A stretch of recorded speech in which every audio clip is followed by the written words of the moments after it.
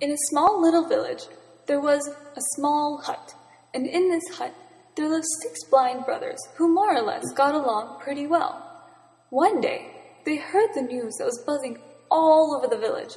The prince had got a brand new elephant. The brothers couldn't stop talking about the biggest news in town. The main question on their minds was, what does an elephant look like? They had never been anywhere near an elephant before, but they had heard plenty of stories. So they decided to take a trip to the palace to find out for themselves. When they got to the gates of the palace, the sun had risen high in the sky. They told the guards why they were there. One of the guards gave them a strange look, which they didn't see, of course, and led them to the courtyard where the elephant was standing. Suspicious of these 6 blind men, the guard told them that only one of them could go near the elephant at a time. Now that the moment of reckoning had come, the blind brothers were nervous and pretty scared. What if the elephant ate them? What if it hurt them? Feeling that it was his duty, the eldest volunteered to go first. Shaking from head to foot, he entered the courtyard and approached the elephant very, very slowly.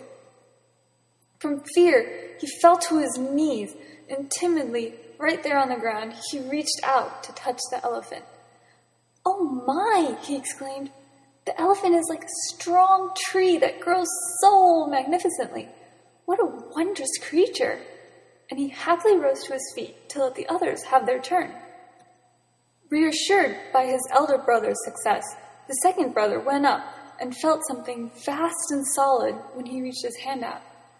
"Why, the elephant is just like a wall," he said, and he rushed back to tell his brothers how amazing the elephant was. It was now the third brother's turn. He walked into the courtyard and thrust his hand out. "Ouch!" he shouted as he poked his hand on something smooth and pointed. "It's a spear!"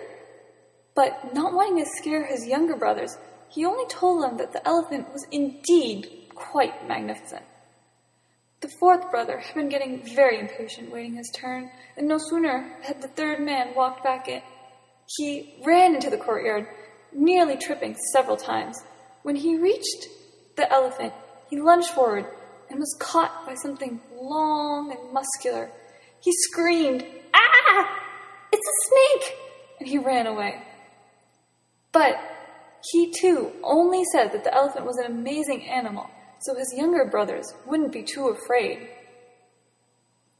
The fifth brother now made his way eagerly to the elephant.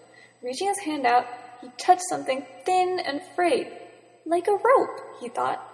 The elephant is nothing special. It's just like a piece of rope. He went back, feeling rather dejected, because he had hoped for something a lot more exciting. When he reached his brothers and told them that the elephant was a huge disappointment, being only a rope, his brothers began to argue with him, saying that wasn't right at all. The elephant was a rope. It was a snake. It was a wall, a spear, no, a tree. The guard and the youngest brother stood by silently. The guard was fit to burst with laughter at the absurd scene in front of him, and the youngest was deep in thought.